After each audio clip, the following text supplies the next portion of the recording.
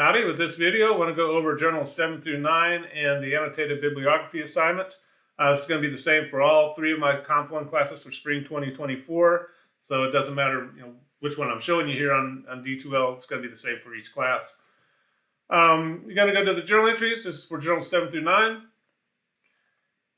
Number 7, the first link is going to take you to the Purdue Online Writing Lab. It's going to go over APA formatting just a little bit. And like I said, APA is just different enough from MLA just to drive you a little nutty. But you're going to see with this one, you're going to have a title page that shows you how to do a student APA title page. Just look just like this. APA is separated out between professional papers and student papers. So make sure you're on the student paper side. We are going to have an abstract with our essay.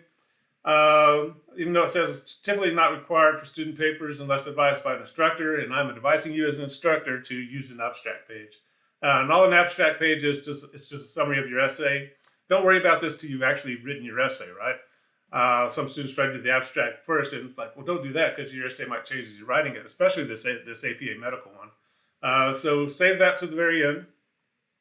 Just don't forget to do it. A little bit about citing the OWL site. But just kind of want you to know that the online writing lab site's there. It's there to help you. And of course, I'm here to help you as well. There's also a sample essay. I'm going to go ahead and download that so it's easier to see. It's a super long essay. Our project's not this long at all. That took a while, didn't it? It's still downloading. That's how big this file is. So when you first look at it, don't be like, oh my gosh, we got to write that. It's like, no, please don't. Don't let me do it. I'm not sure why. Anyway, I finally got there. But you're going to have the title page. You are going to have an abstract page, which will be page 2.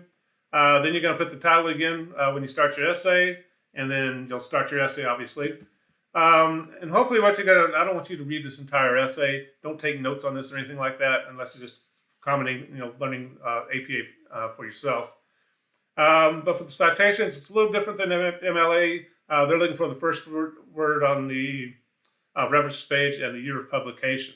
If you don't have a year of publication, it'll be N.D. for no date, but you have to put something there.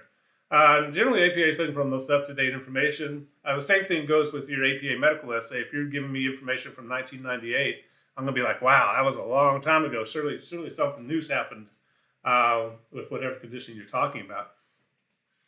And also a page number if you have one. For using database articles, as most of you will be, you probably won't have a page number. And you can do that in the introduction. You can do that after you use the information. But you just got to notice in the parentheses, the citations are just a little different. They're looking for that first word on the works cited page and the year of publication. And just kind of notice that if you have two authors, they want that ampersand signed in there like that. If you use multiple sources within a paragraph, that's what it's going to look like. Again, and I'm not going to ask you about any of the information in this essay, and please don't try to read it all. It's a long one. Kind of notice the section headers. Our essay may not be long enough for that, but they're kind of a nice feature of APA where it kind of breaks it down into sections and kind of lets the reader know, like, hey, we're moving on to the next thing. You can try it in the medical paper, but generally it's not long enough to do that. I'm trying to get to. You're going to have figures. You're going to have images in your essay.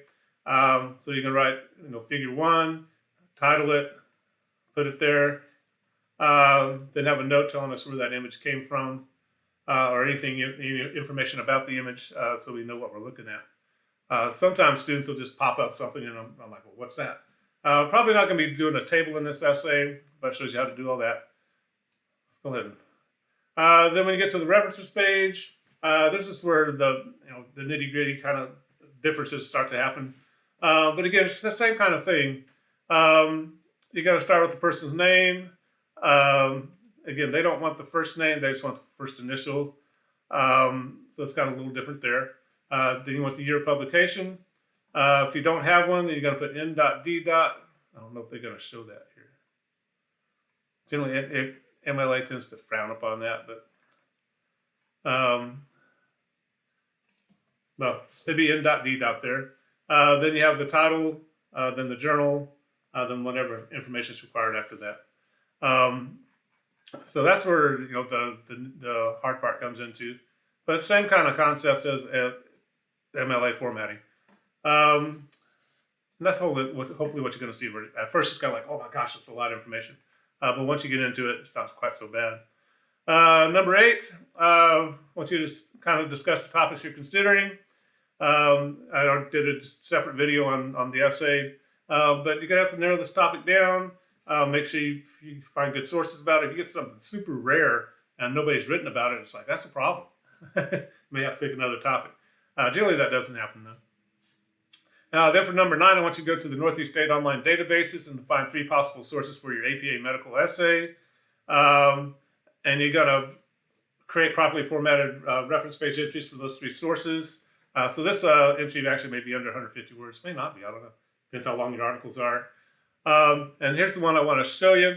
To get to the Northeast State databases, you're going to go to the Northeast State homepage, not D2L, but the Northeast State homepage, which looks like that. The library link is way down here at the bottom, close to where we went to the catalog for the last essay. But you got to click on library. Then we're going to click on online databases. That's the library's homepage.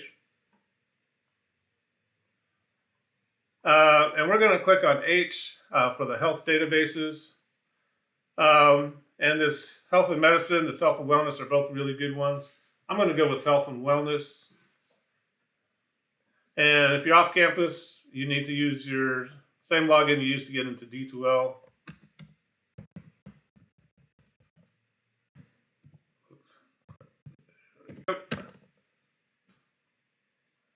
And then you got to give it a second. But then it pops up. If you're going to do a search from here, you have to spell your medical condition properly.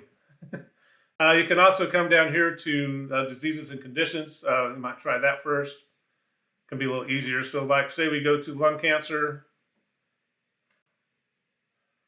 When you get this overview, which is kind of decent. And the nice thing is that most of these are up to date. So this one's the last 3 years. It's authored. And it talks about the different types, the symptoms, the diagnosis, all the things that you're going to be putting into your paper. And the reason we only have 3 sources for this essay is because they all start saying the same thing. It gives you additional websites to go to, reliable websites, different organizations. So it's a nice little article. And the really cool thing in these databases is if you pick on APA 7th edition, it does your reference page entry for you.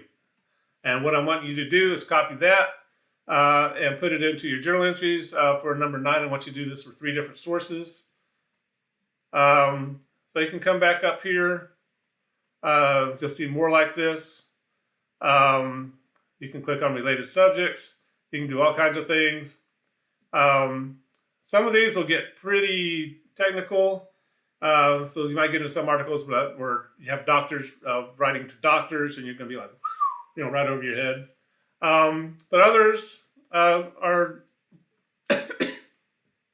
resources designed for students doing research on medical topics. That kind of looks like the same one as last time, doesn't it? But again, you can just click the APA 7th, and it'll do the works cited, the reference page entry for you. Then if you can start getting into, once you realize what type of cancer, you can start being more specific.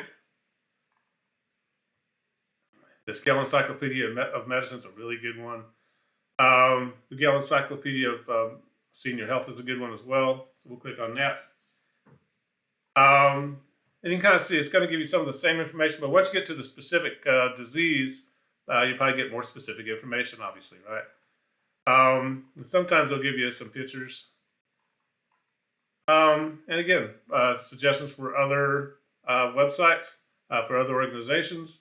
And you can come down here, you click on that APA 7, and it does the reference page for you. So I'm looking for 3 sources like that. And hopefully once you start seeing how they do it, you start seeing how to do it in, when you go to the American Cancer Society or something like that. But that's what I want you to do for that journal entry. I want you to find 3 possible sources. Just click on that link that does it for you, and then copy that into your journal entries. Alrighty. And that'll lead you into the annotated bibliography assignment. If you need to pause the video, here's a good place. But we're going to go up to the content page. And the annotated bibliography assignments are up here under essay assignments. I'm just going to download it. And what you're going to do for this annotated bibliography is you're going to list at least 7 sources to examine while you research for your APA medical essay. You may not use these sources in your essay, but I want you to show me where you're doing your research. If it's all Wikipedia and stuff like that, like, well, come on. Go to a more reliable, authoritative source and find information. But anytime you just read an article and kind of go like, I don't know if I'll use that, that's fine. Include that in your annotated bibliography. You're showing where you're doing your research. At least 2 of these sources have to come from the Northeast State databases, which shouldn't be a problem because you've already done journal entry number 9 and have 3 of them, right? But you're just going to provide the properly formatted reference page entry for each source. Then below that entry, you're going to write about a 50-word or so summary of the source, what the source says, and how you might use it in the essay. That's perfectly legitimate to say, hey, this thing says the same thing as the last source I read. I probably won't use it because I got the other source already ready to go. But you're showing where you're doing your research, right? Personal interviews count, but they don't actually go on the reference page in APA format. It counts for your annotated bibliography, though.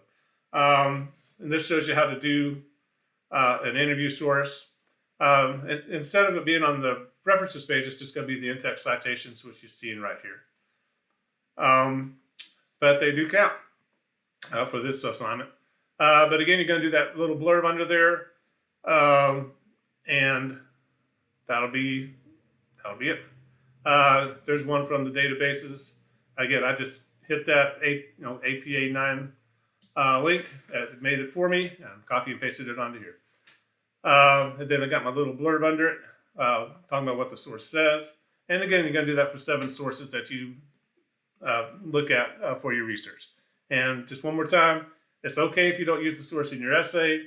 But just you're showing me where you're doing your research. And the cool thing about this is once you have this done and you go to write your essay later on, you're going to have your work site, your reference page entries. It's hard to switch. your reference page entries already done. You're just going to copy and paste this into your essay, take the blurbs out, you got your reference page done. Then when you do your citing, it's going to be right, the first word on your reference page, the year of publication, and the page number if you have one. So hopefully using the databases, having this done ahead of time makes it easy once you get to the essay assignment, right? And really starting on the essay. And hopefully after doing this research, you're kind of narrowing your topic down, seeing how you can narrow it down to a 1,300-word essay. 13, maybe a little bit more than 1,300, but you're trying to avoid that 5,000, 10,000-word essay. And reading through these sources will help you narrow your topic down a little bit. Alrighty. I guess that's about all I got to say. If you have any trouble getting into the databases or you seem to have locked onto a topic that's not in the databases, let me know and I'll try and help. The database is nice. We can actually deep link into those. So if I find a source, I can just send you the link and you can go straight to it. If you're off campus, it's going to ask for that username and password, but it's just another step in the process, right?